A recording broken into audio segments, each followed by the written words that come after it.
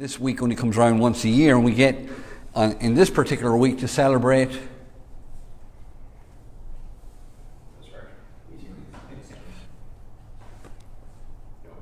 Yom Tov. It means good day, all right? It means good day. It's where we get the terminology in our religious circles for Good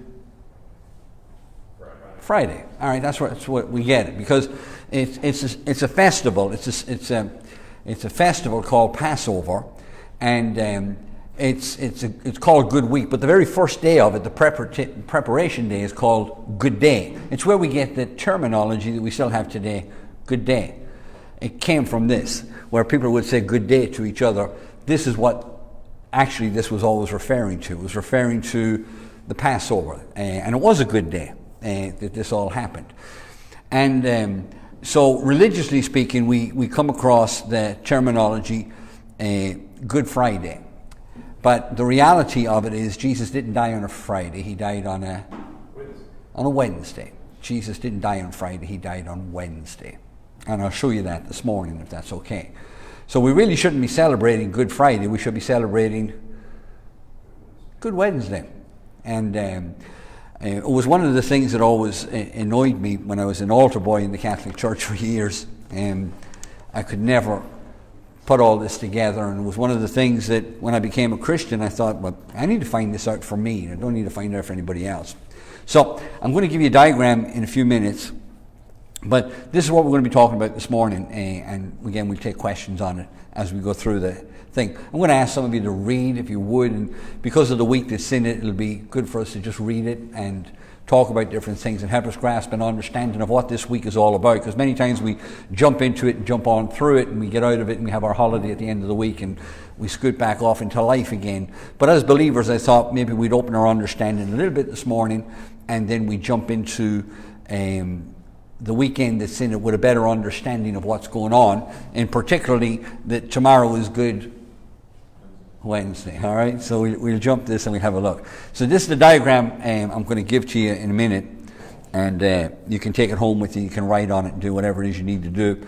But I'm going to show you this diagram, and I'm going to explain all this to you as we go through this morning. I know it sounds like a lot, looks like a lot.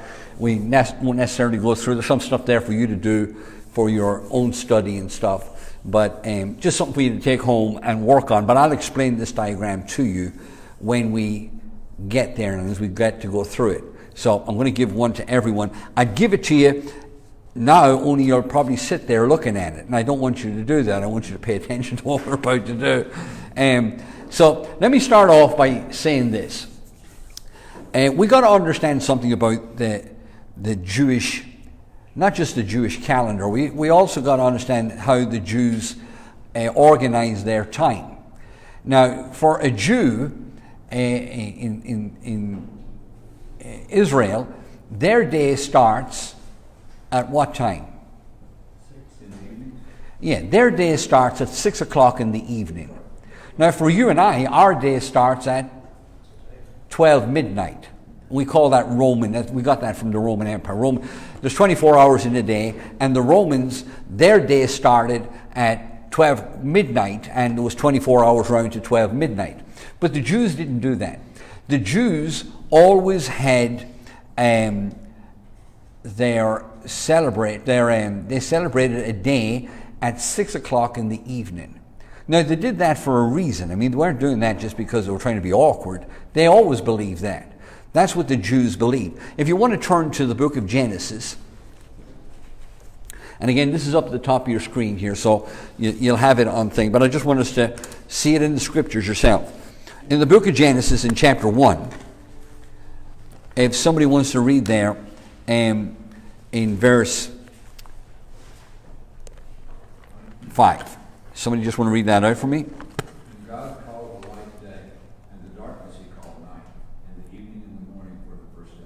Now, notice the way it describes a day there. There was evening and morning, first day. That's the way they see it. Somebody want to read, or again, somebody just want to read verse 5? Verse 8? God called the expanse sky, and there was evening and there was morning, the second day. Somebody want to read verse 13? And there was evening, and there was morning, the third day. Somebody want to read verse 19?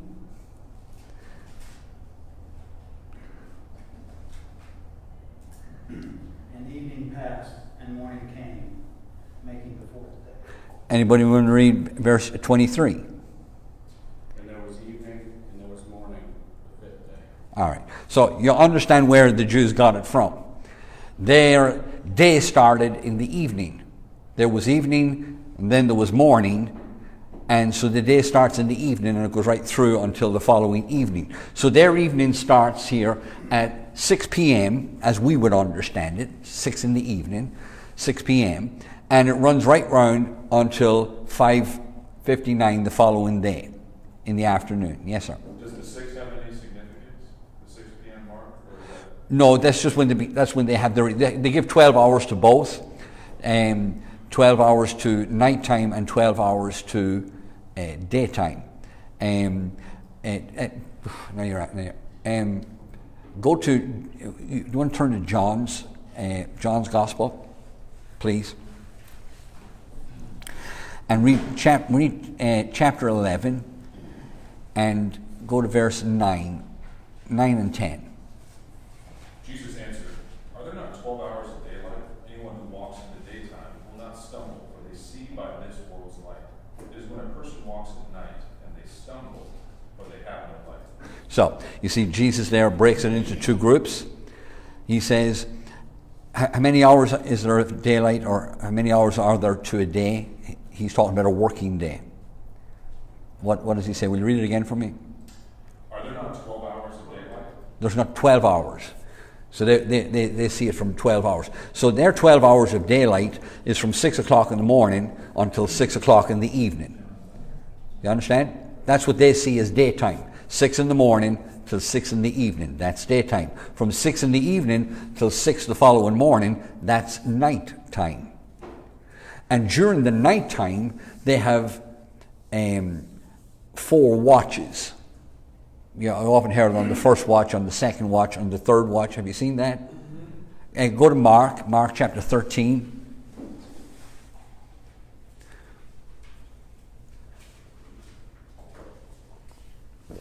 Mark 13, and Jesus, I believe, is speaking here, and he makes reference to the different watches, okay, in verse 35. Again, somebody want to... Therefore keep watch, because you do not know when the owner of the house will come back, whether in the evening, or at midnight, or when the rooster crows, or at dawn. He says the 4 of them there. He says you don't know whether he's going to come in the evening, or at midnight, or when the cock crows, or at dawn. 4 watches. A watch is 3 hours. From 6 to 9 is the evening. From 9 till midnight is the midnight watch. From midnight to 3 is cock crow, and then from 3 to 6 o'clock is the dawn. Does that make sense? All right, so there's 4 watches. And again, they break their time into groups like that. So you'll find out that if you read that story of Jesus walking on the water, he came walking on the water in the 4th watch. And they were terrified because there he is walking. So you can tell it was somewhere between... See that it was him either. They didn't know.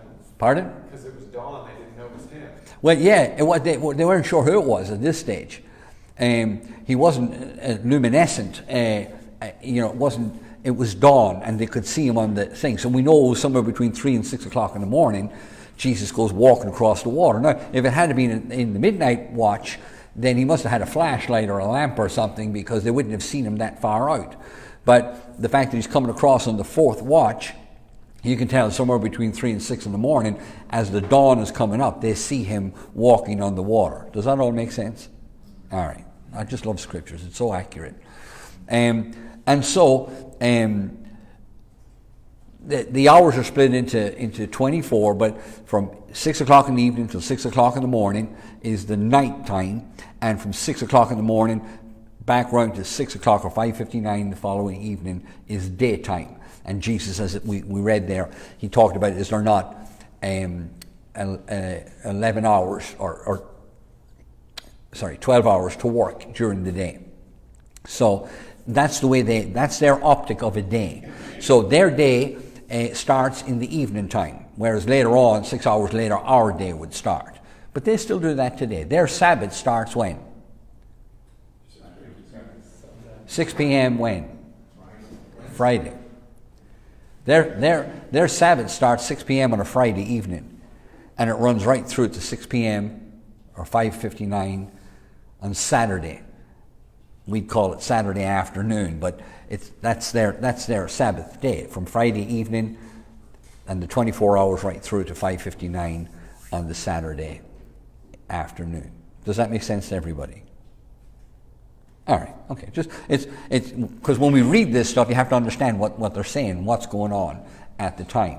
So their day starts and then they go to sleep. Well, Good way to start the day. that's a great way to start the day, yeah. And again, it was because of the scriptures. That's why they did it the way they said that's what God called a day, and so they thought, well, that's what a day is. I mean, who are we to change it? But we did, of course, but God knows best. So, in John chapter 19, these are familiar verses of Scripture.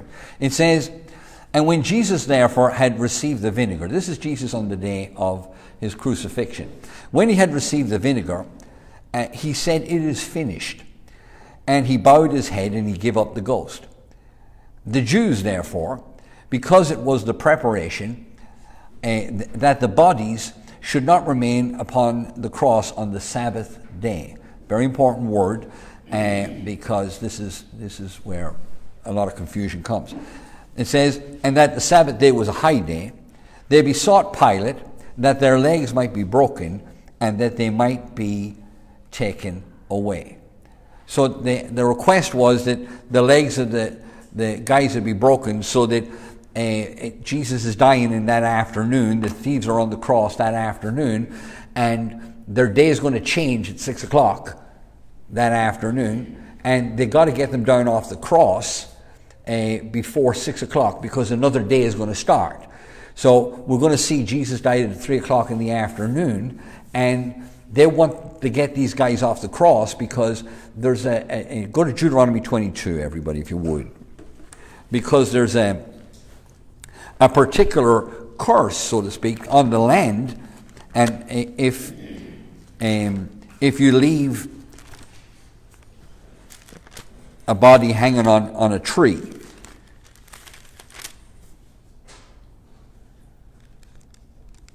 sorry, it's Deuteronomy 21. And somebody want to read verses 22 and 23, please.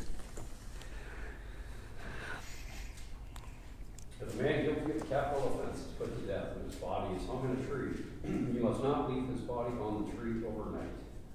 Be sure to bury him that same day, because anyone who is hung in a tree is under God's curse. You must not desecrate the land with the Lord your God is giving as an inheritance. A curse, when a person was hung on a tree, now they didn't have crucifixion when this was made, okay? But the sign of a curse to the people of Israel was when an individual was neither wanted by man nor by God. And so the only way to express that we don't want you and God doesn't want you was to suspend them on a tree. And it was a sign of a curse that nobody wanted you. God doesn't want you, we don't want you.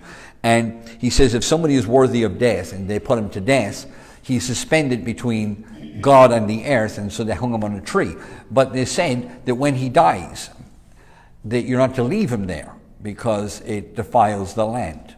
And so this was a law that they had. It was stated here, and this was the reason for it.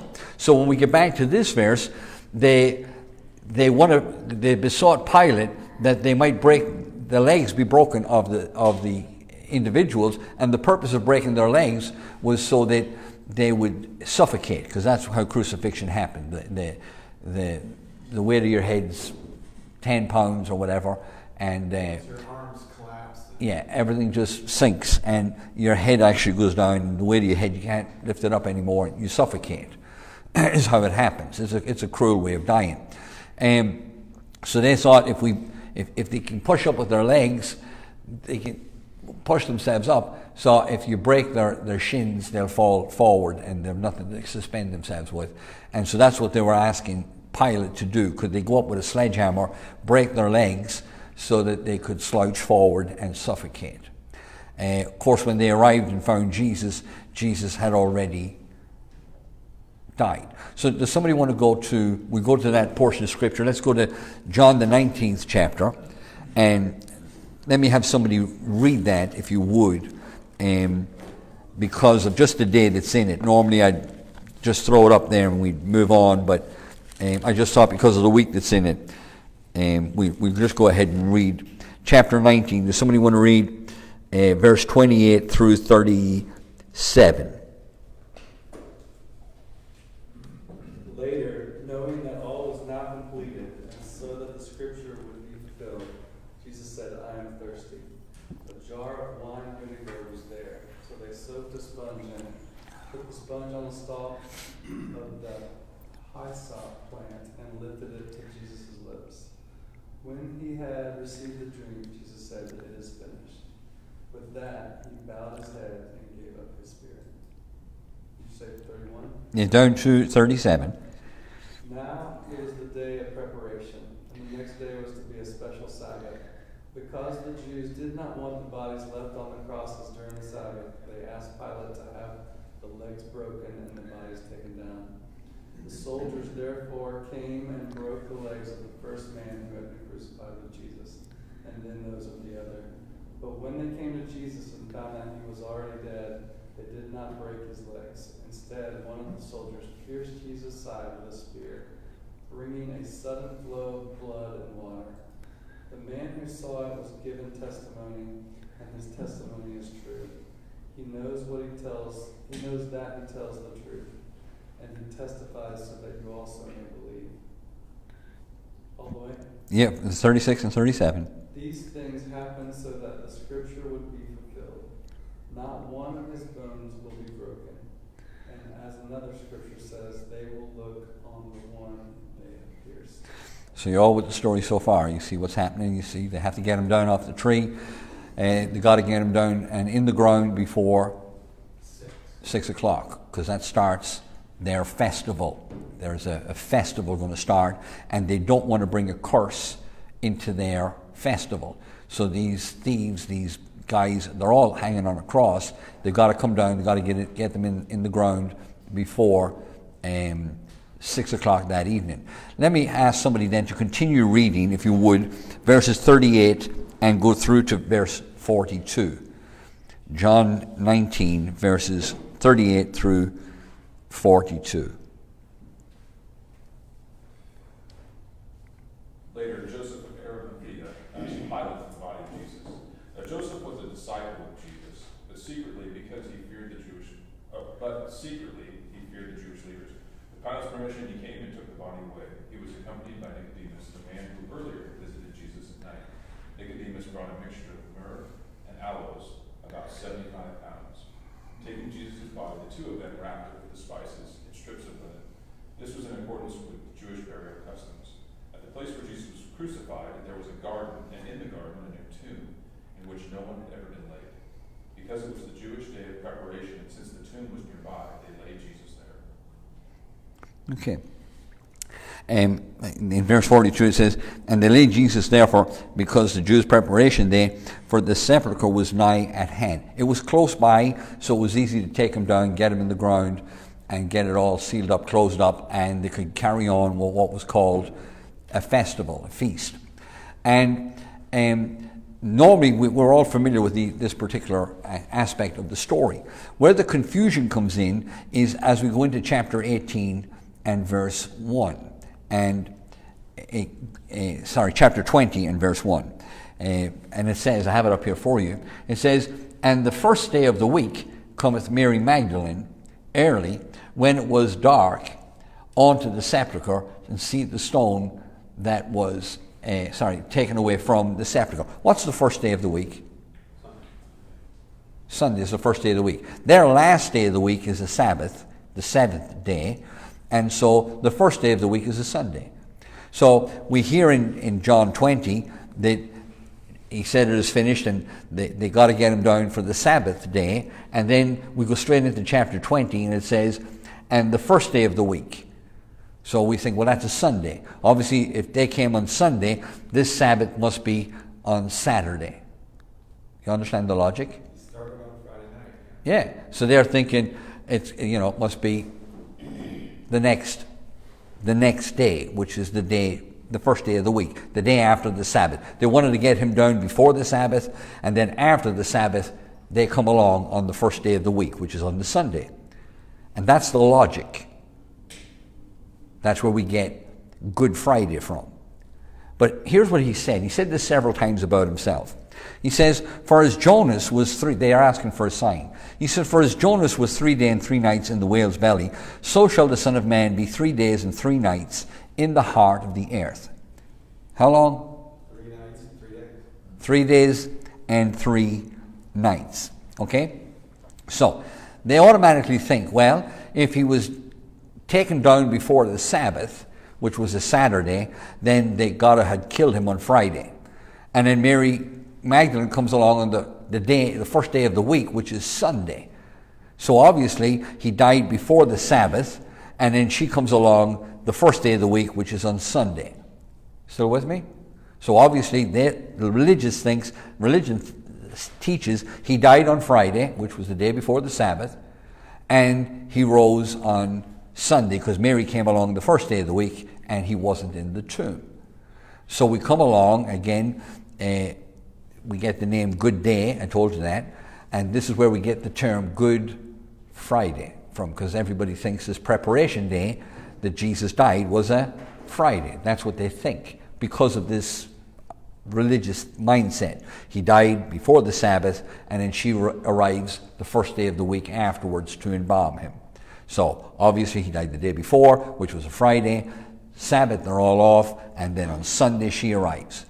But how many of you can do math? So from Friday afternoon to Saturday afternoon is 1 day. from Saturday afternoon, and she arrives after dawn on the Sunday morning, sometime around then. So from Friday afternoon to Saturday afternoon is 1 day, and then from Saturday afternoon, and when she arrives sometime early in the morning, the tomb is empty. So that's a day and a half. It's not even 2 days. Now, he said he was going to be there 3 days and 3 nights. Now, obviously there's something wrong. Either something wrong with your math or there's something wrong with the Bible.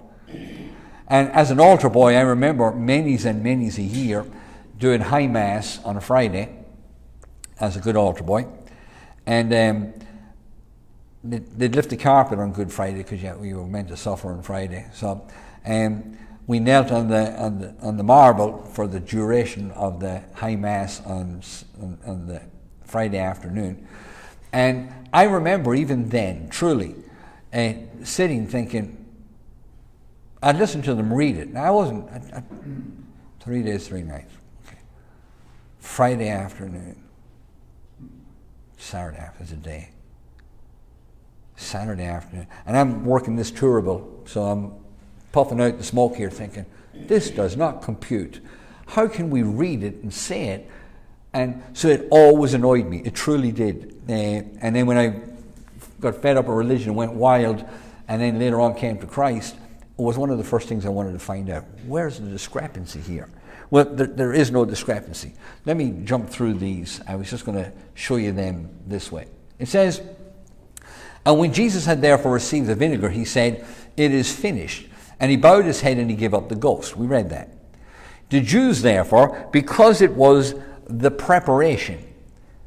Now, they were preparing for something. We'll see what it was. Because it was the preparation that the body should not remain upon the cross on the Sabbath day, brackets, for that Sabbath day was a special Sabbath day.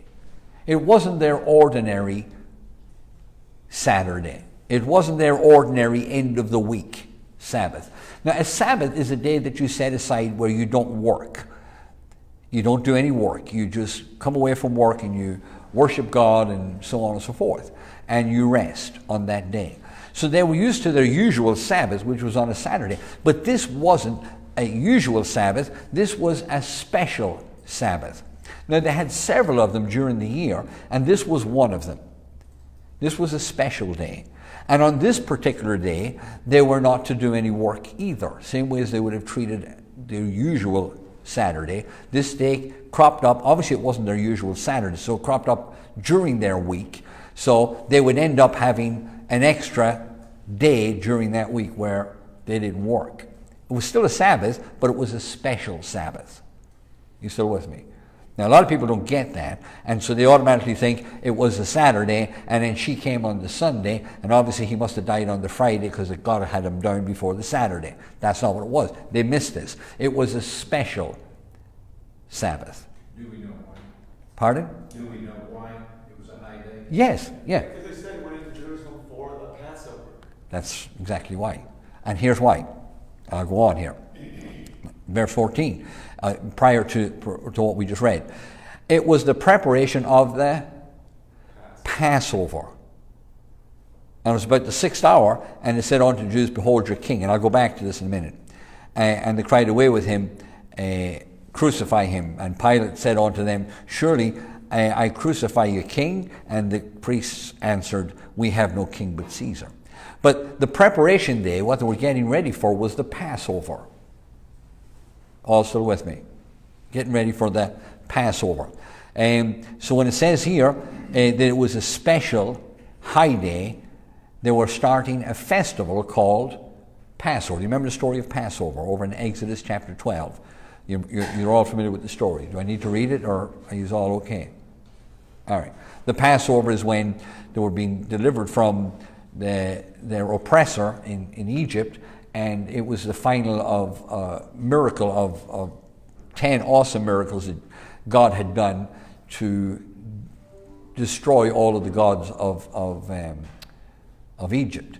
And this last one was the Passover, and this death angel was going to cross over the country, and whoever had the blood over the lintels of the door, this lamb, this blood of this lamb, the death angel would pass over them and go to the next house, and he was going to kill the first male-born of every family. You know the story.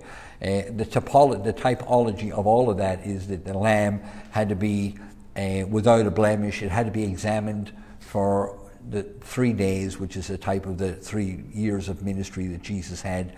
It had to be perfect, and so on and so forth. Do you remember when somebody want to go to Matthew chapter 1? Sorry, John chapter 1. You're in John, or I'm in John. John chapter 1.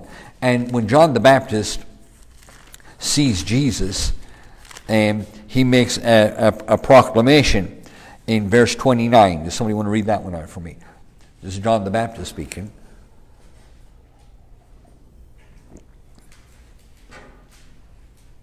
The next day John saw Jesus coming toward him and said, Look, the Lamb of God who takes away the sin of the world. All right. Jesus was fulfilling every type and shadow, and he's going to fulfill Passover as the Lamb of God, as God's sacrifice.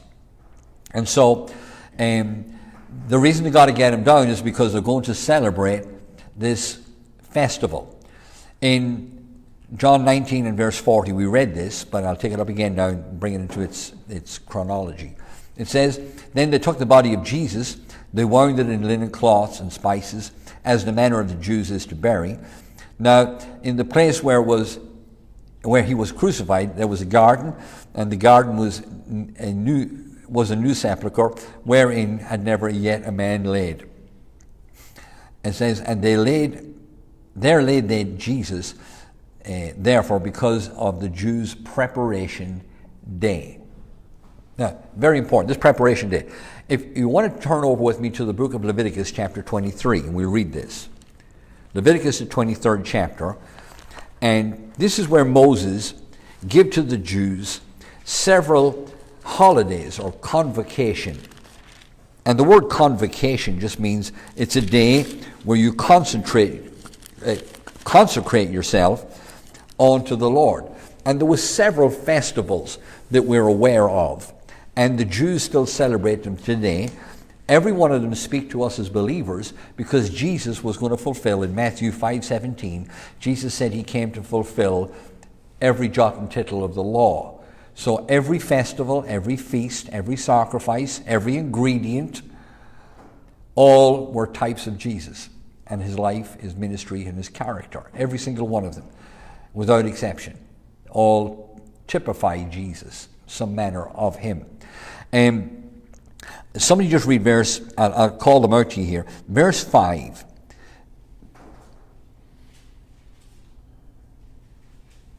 The Lord's Passover feast begins at twilight on the 14th day of the first month. The 14th day of the first month is April. Nisan is the beginning of the Jewish year. Now we start ours on January the 1st. Their new year is on April. Okay, April is their new year. So, and there the Sabbath or the Passover starts on the 14th day of April. Let me show you another one. Somebody read verse 16. Count off 50 days up to the day after the seventh Sabbath, and then present an offering of new grain to the Lord. This, if you read it on, we find this is the day of Pentecost. Okay? 50 days after the Passover. Somebody want to read verse 24?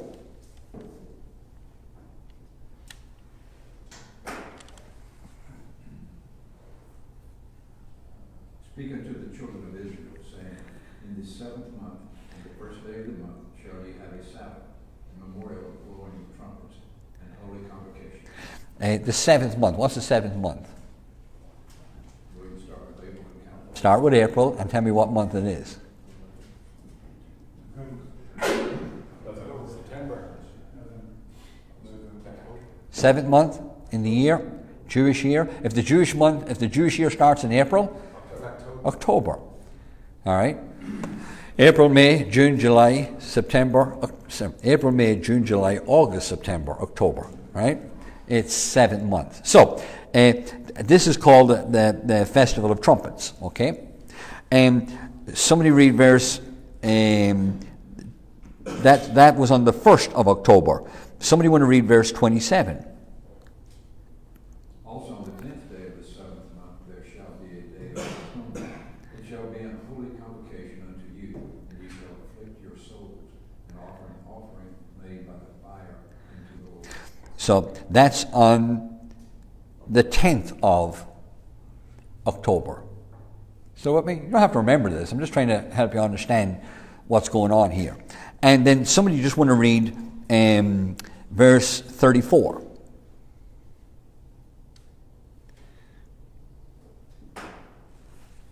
Say to the Israelites, on the 15th day of the 7th month, the Lord's festival of tabernacles begins, and it lasts for 7 days. Okay. So October is a very busy month for Jewish festivals. They have the trumpets, they have the Day of Atonement, and then they have the Day of Tabernacles, all in the 1st and right through to the 15th day of October. So these were special holidays that they had to observe, and they were observed every year, and the nation took off to do this, and it really was to get their focus on a coming Messiah, is really what it was, and he wanted to make sure that he gave their full attention. But what day was it they were preparing for when Jesus was crucified? Passover. So let's go back and read the Passover. You're in chapter 23. Let's go back and read chapter 23, and let's read verses 4 through 8.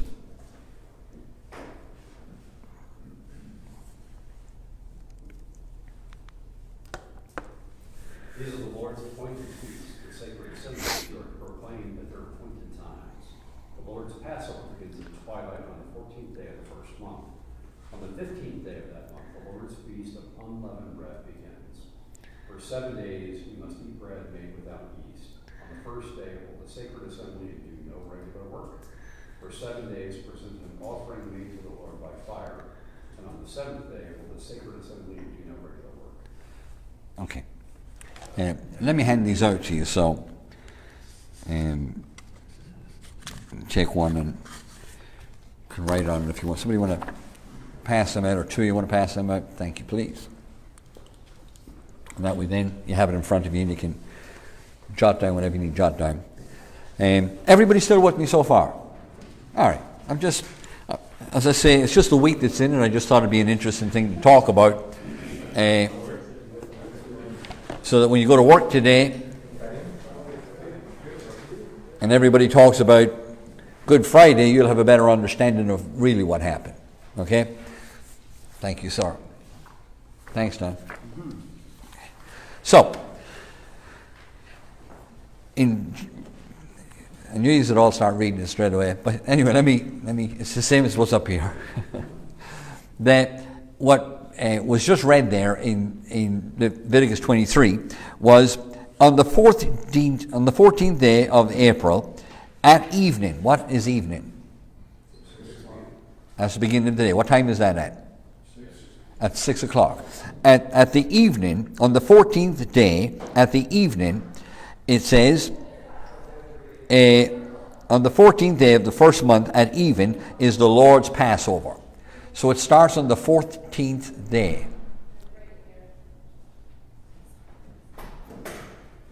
It starts on the 14th day of April. So it says that's when it starts. Now watch what it says. On the 15th day of the same month of the feast is the feast of what? No, let's read it. You see, you're reading the diagram, not reading the... It's okay, I'm sorry. I'm just trying to help you here. Don't read the diagram. Unleavened bread. Okay? Unleavened bread is to remind them that they escaped Egypt and they rushed out in a hurry and all they had was bread without yeast in it. Okay? That's all it means. So the 14th day starts the festival. It's called the preparation. And then it says on the 15th day, which is the day after, in the same month, is the feast of unleavened bread unto the Lord. 7 days from this day on, you must eat unleavened bread. In the first day, you shall have a holy convocation, and you shall not do any work therein. No servile work. That's a Sabbath. So the 15th is what? Feast of unleavened bread. Yes, but what is it? Sabbath. It's a Sabbath. What's the 14th? Preparation. A preparation day. Okay? What are they preparing for on the 14th? The festival. And now, the preparation is part of it, getting ready for it, but it officially starts as far as the implementation of it. It starts on the 15th. And he says on the 15th, what do? No work. All right. So he says there in verse 7, in the first day you shall have a holy convocation, and you shall do no servile work therein. But you shall offer an offering made with fire unto the Lord 7 days. In the 7th day is a holy convocation, and you shall do no servile work. So in the beginning of the festival, which is on the 15th, you have a special Sabbath and you do no work.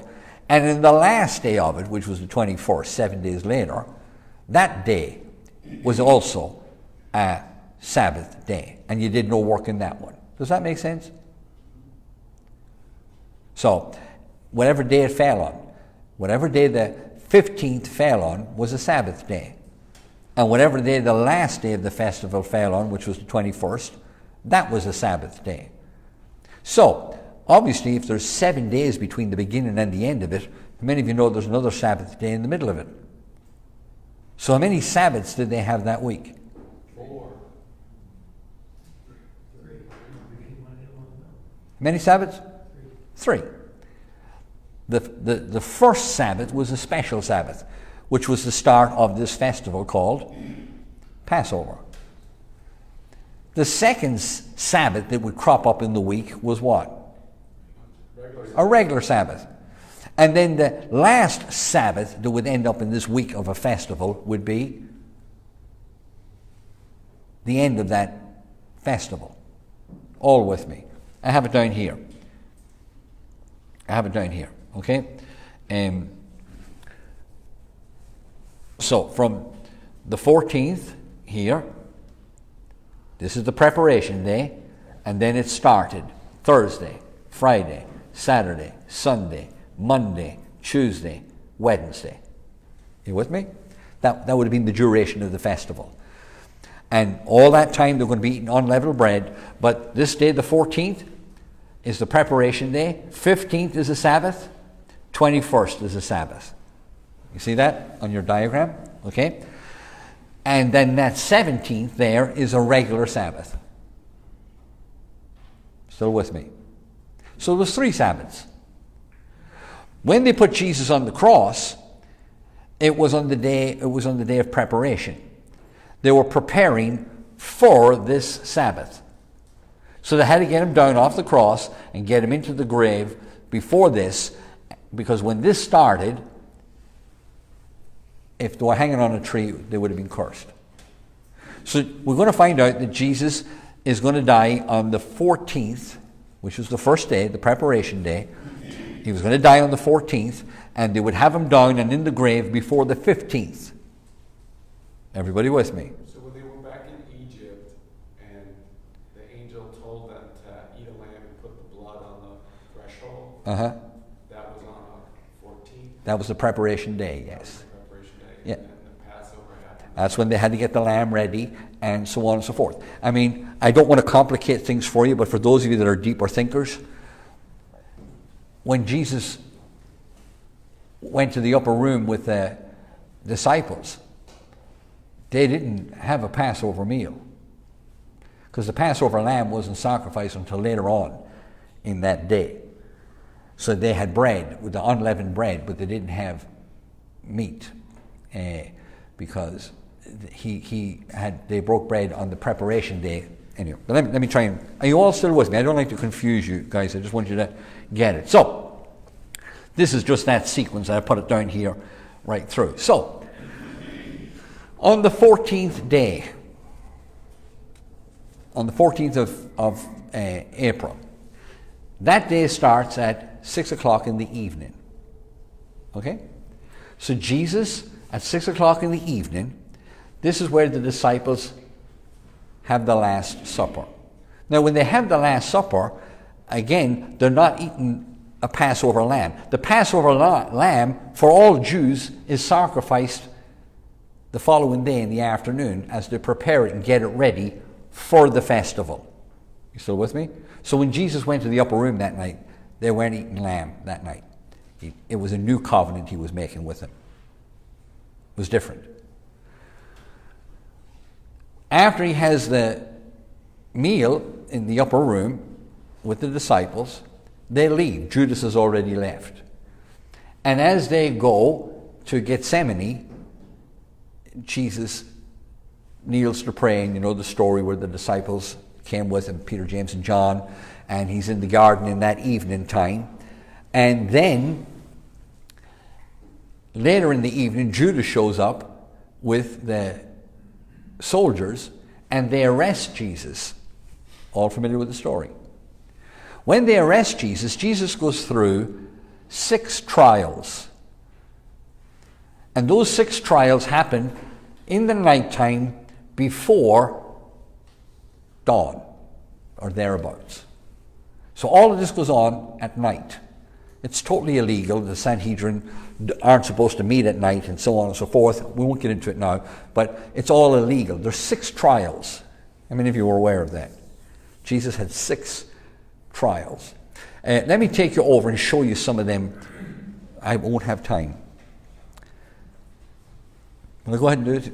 I'm trying to get out of the road. Okay, let me do the 6 trials of Jesus. Somebody go over with me to John chapter 18. John 18. I'll speed it through here. I'll still have these out by 9.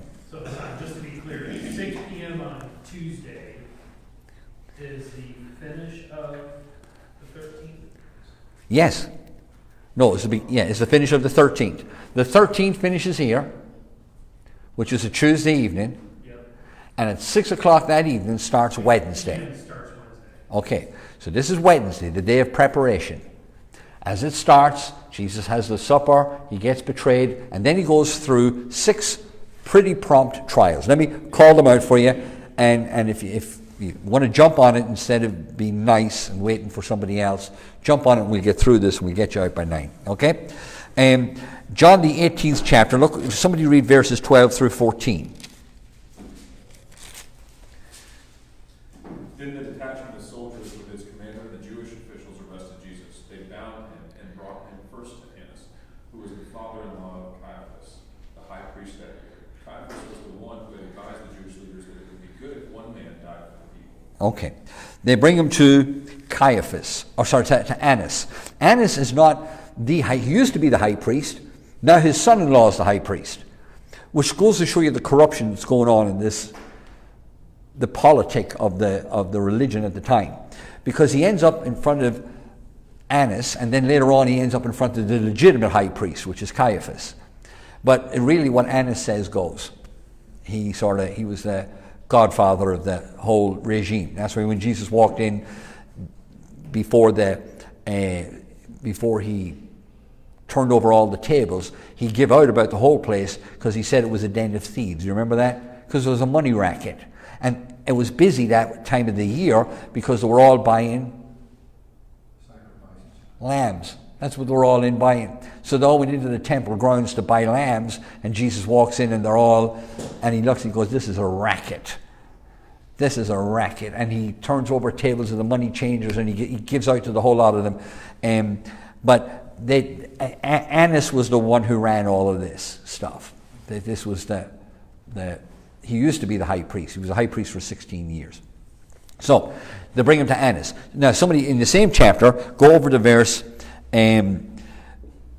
24. I'll just read that one verse.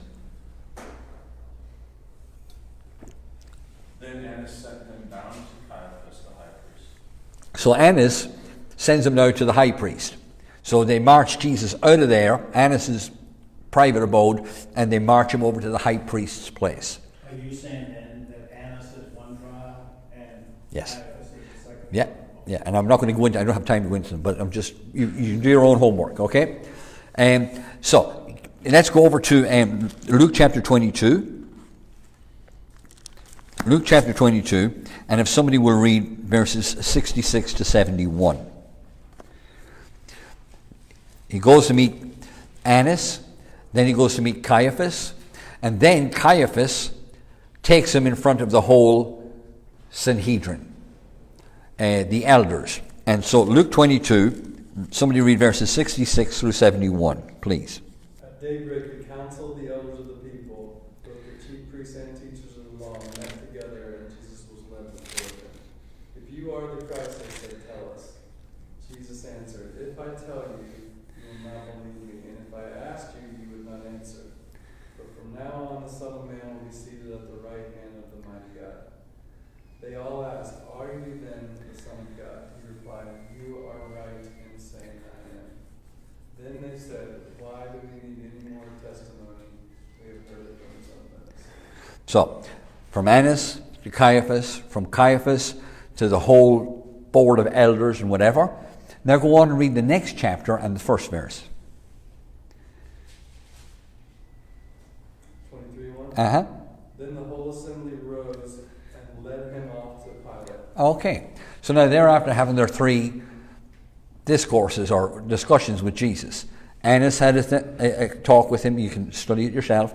Sends him over to Caiaphas. Caiaphas has a chat with him. He's not happy with him either. Brings him in front of the whole council then. They have a trial. Then they all decide we want rid of him. So they march him over to Pilate. All right. Somebody want to read verse 4 of that, verse 23? Then Pilate announced to the chief priests and the crowd, I find no basis for a charge against this man. All right. This man is going to try and he's going to try and keep washing his hands off of this. He wants nothing to do. This is the middle of the night. He wants nothing to do with this. Okay? But these religious people are besotted with the fact that they want him dead and out of the road before 6 o'clock that following evening, which is Wednesday afternoon, because they're getting ready for a Passover and they want this thing sorted. Because Jesus came triumphantly riding in on a donkey and everybody was throwing leaves saying, "Hail, Hosanna to the Son of David." And they're thinking, we got to get rid of this guy quickly. Still with me? And especially then when he turned over the tables on that Monday and he came in and tore the place up, threw the tables over. And in chapter 23 of Matthew, he says, see, he's talking to the crowd and he says, "Listen, crowd, do you see this bunch of priests? They're all a pack of hypocrites, whitewashed sepulchres full of dead men's bones," and he gives it to them. So they really want rid of him. So this is what happens. That's when they decide to get him and kill him. And so here's the trials. So they take him to Pilate. Pardon? Is that considered the fourth or fifth trial? This is the fourth one in front of Pilate. Okay? So Pilate doesn't want to do anything to him. So look, somebody read verses 6 and 7. On hearing this, Pilate asked if the man was a Galilean. When he learned that Jesus was under Herod's jurisdiction, he sent him to Herod, who was also in Jerusalem at the time. So Pilate says, "Stuff this. I don't want to have anything to do with this. It's the middle of the night. I don't find anything wrong with this man. It's your problem." Then he realizes Herod's in town. Where's the guy from Galilee? Send him over to Herod. So they drag Jesus over to Herod. So Herod gets him, and again, Herod keeps talking to him to try and get him to do something, trying to get him to do a miracle, and he won't talk to him. Jesus won't talk to him at all. He keeps silent. So Herod says, "Well, stuff this. He's no good to me. Send him back to Pilate." And that's where he ends up, back with Pilate. So look what it says in verse 11. Somebody read that. And Herod and his soldiers ridiculed and mocked him, dressing him in an elegant robe. They sent him back to Pilate. Read the next verse, yeah. That day Herod and Pilate became friends. Before this they had been enemies. Verse 13. Pilate called together the chief priests and the rulers and the people. So there's the 6 trials.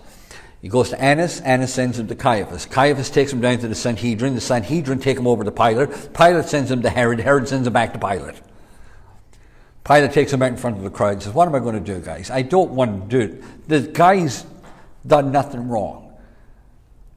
I'll tell you what I'll do. I'll beat him. Well, if I beat him, will that suffice?" So he takes him and he flogs him, beats him, takes him back. He says, "Are you happy?" And they said, "No, we're not happy. We want him dead." He said, "But the guy did nothing." So he's thinking, what do I do? He says, "I'll tell you what we do. We have a tradition, because this is Good Day for you guys. And to show that Good Day, Caesar wants to let somebody free. So we'll take out Barabbas, and we'll take out, and hey, pick. I mean, this other guy's a killer. He's a upstart. So he takes out Barabbas and he takes out Jesus and he goes, pick. And of course, they pick Barabbas. Oh, I'm done, lads. This is way wrong. And then they turn around and he says, look, you can't, this man, and then they turn around and says, well, we have only one king. Jesus says, or he says, you can't kill this man, he's your king. And they say, we only have one king, is Caesar. And then when Pilate heard that, he thought, I'm going to get in big trouble if I don't do something, kill another king or whatever, because this other guy says he's a king. So he sentenced him to be crucified. All with me? All right, let me go through this. So, this all happens. All of these trials happen at this period of time. By daybreak, by 6 in the morning, this is all over. This is all done. All those trials have taken place. They march Jesus out, and by 9 o'clock, he's crucified. At 9 o'clock, they have him on the cross. And by 9 o'clock, as I said, between this, at the bottom of the cross, by 9 o'clock, he's on the cross. At noon, everything goes pitch dark. You know, that's 9 a.m. they have him on the cross. 9 a.m. He's on the cross. I don't have time to run through it, but it's all there. 9 o'clock, he's on the cross. At 9 o'clock to 12 o'clock, he's suffering, but at 12 o'clock, everything goes dark. Pitch dark. And from 12 o'clock to 3 o'clock in the afternoon, it's completely dark. And at 3 o'clock in the afternoon, he cries out, my God, why hast thou forsaken me? And he gives up the ghost, and he dies. Now, he's dead here on this Wednesday afternoon, and they got to get him down off the cross because they're starting a festival of 7 days, of which the first day is a Passover, and the last day of it's a Passover. So it's very important for them to get him down, and the others as well. So this Wednesday afternoon, they go to break the legs of the other two, but when they come to Jesus, he's already dead. Because the Bible says, as you go back, if you read Exodus 12, the lamb that they offered, there was no bones broken in him when you offered that lamb. He was a type of it. So, by 6 o'clock on Wednesday evening, they have Jesus in the tomb, and the other guys in the ground. And they roll the stone over, and they leave it. All with me. The next day, from 6 o'clock that evening, no work. None. So from 6 o'clock on Wednesday evening through, the Thursday, their Thursday starts here. 6 o'clock Thursday to 6 o'clock the following day, that's Thursday. I need to get off of this so you can explain it. Everybody okay? All right. 6 o'clock on the Wednesday evening begins their Thursday, which is that holy day. So from there to the following day at the same time is one day. Are you with me? That's their evening, that's their day, next day. From the 6 o'clock on the Thursday evening, that's their evening, that's their morning, that's the next day. That's 2 days. On Friday evening starts the regular Sabbath, which was a normal Saturday. And so from 6 o'clock that evening on Friday through to 6 o'clock on Sunday evening is the regular Sabbath, which was the third day. And somewhere between 6 o'clock on the Saturday evening and in the morning, they arrive and he's gone. He's not there. You still with me? Right. Religion tells us that he died here, somewhere between Friday afternoon. They say Jesus died on Friday afternoon here. So from here to here is only a day and a half. It just doesn't make sense. It just doesn't compute. He died on a Wednesday. From Wednesday afternoon to Thursday afternoon is 1 day. Thursday afternoon to Friday afternoon is 2 days. Friday afternoon to Saturday afternoon is 3 days. Somewhere after the 3 days, which he said he'd be 3 days and 3 nights in the heart of the earth, he's gone. He's up. 3 nights and 3 days. 3 days, 3 nights. The Romans just didn't understand. It would have been. He spent the 3 days and 3 nights in the heart of the earth. Because in the Catholic, you always hear on the third day. Yeah. No, he didn't write. He spent 3 days and 3 nights. You can see it here. This is what I'm saying. There's the first night, second, third. First day, second day, third day. 3 days, 3 nights in the heart of the earth. The Romans didn't understand the Jewish holidays. No, they didn't.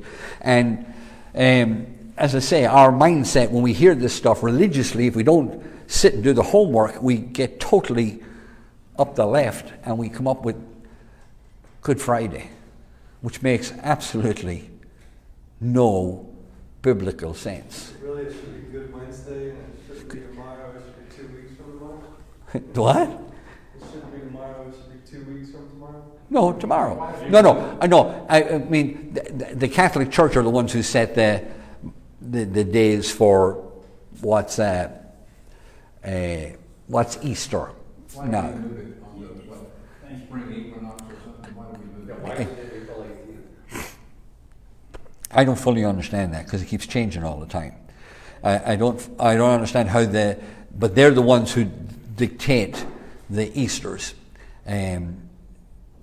from year to year. But Jewish-wise, the Jews will be celebrating Passover, not this week. They'll be celebrating that on the 14th, because that's when they celebrate Passover. You understand? So we'll have Easter, and later on we find out that in Israel they're having Passover. They're not having Passover this week because the Catholic Church said, we're going to start on the 2nd. They're going to go straight back to the book here and say, our Torah says it's on the 14th day. But here, they'll celebrate Passover. Who'll celebrate it? Jewish people in the United States would celebrate it this weekend, right? I don't know that they will. Yeah, they're celebrating it this year, Saturday, March 27th through Sunday, April 4th. All right, don't ask me why they changed it that way. But, It overlaps with Easter this year. pardon? Because of COVID? No, it overlaps this year with Easter because of how the holidays are set every so Yeah. many years. It Yeah. overlaps. It's more a religious setting at this juncture, but I'm just laying out the biblical concept for what happened, of which they believed, and they would have kept this calendar until 70 A.D. In 70 A.D., when the temple was destroyed, and Titus came in and led them all captive all over the world. They would have kept to this, but when they left in 70 A.D., they had no temple, they had nothing to do, they had nowhere to do it. So they sort of kept it privately at home for the next 2,000 years. That's what they did. They kept it, and they still are, keeping it privately in their home. They don't have a temple to go to. So, during the week, when you're talking to people, and they say, are you looking forward to Good Friday? You'll be able to look back and say, well, I really had Good Wednesday already. Because Jesus didn't die on a Friday, he died on a Wednesday afternoon at 3 o'clock. Any questions? I just thought it'd be informative for the week that's in it. So at least you go out and think, well, that makes sense. Yes? Just like a 30-second visual, if you could create this for me. When you talk about, you use the word festival, or like gather, like what did that literally look like? Was it like, I'm thinking of like the Christmas season in the United States. There's a buzz in the air, there's energy, and it's celebratory. Yes. People come out. Was it like a season of somberness, or was it like high energy? And the festival is like what you think of, like people doing cartwheels in the streets and juggling, or is it like we gathered in our house quietly and it was like somber? It's very somber. This particular one is. It's celebratory in the sense that they celebrate their deliverance from Egypt and their deliverance from captivity in their house and in their community. Okay. That's why that's where we get the terms "good day, good day, good day." That's where "good day" came from this celebration. Was So it mass gatherings, or was it like no, small? everybody gathered in their own home as they did on the feast of Passover when they were leaving Egypt. Is that when they had the Seder? Say what? The Seder itself?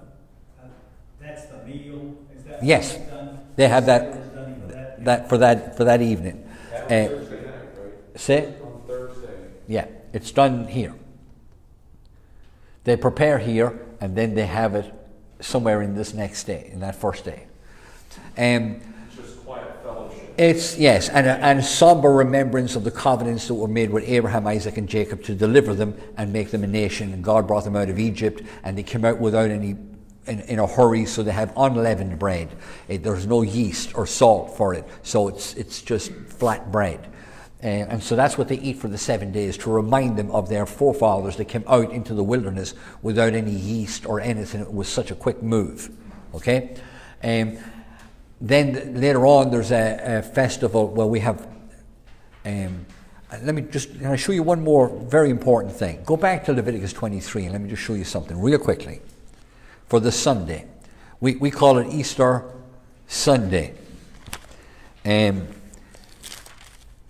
But there's something very particular about this particular Sunday. The first day of the week, remember that day? Who arrived that day? Mary Magdalene. Do you remember that day? And she found that the tomb was empty over here as we see it. I put up there first fruits. Let me read this to you and I'll close, okay? It says, and I'll go back and read that. This is the Passover. Listen to what it says. First.